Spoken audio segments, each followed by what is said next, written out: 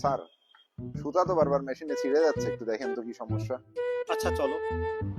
আরে, এই মেশিন তো ল্যাবে দেখিনি। এই মেশিন কই থেকে আসলো? আচ্ছা তরিক সাহেব, লাঞ্চ হওয়া তো হয়ে গেল, লাঞ্চের পরে দেখি। এই বেটা মনে হয় শুধু বই পড়ছে, কোনো ল্যাব ট্যাব মনে হয় করে নাই। জাওয়াদ সাহেবের মতো আমরা কেউই চাই না ফ্যাক্টরিতে এই সকল সমস্যা ফেস করতে, কিন্তু এর পিছনে আমাদের বুটেক্সের ওল্ড ফ্যাশন ল্যাবগুলো অনেকাংশে দায়ী। তাই আমাদের উচিত বুটেক্সের ল্যাবগুলোতে এমন সব মডার্ন মেশিন ইনস্টল করা যা বাংলাদেশের টেক্সটাইল ফ্যাক্টরিজ গুলোতে অলরেডি চলমান অবস্থায় রয়েছে।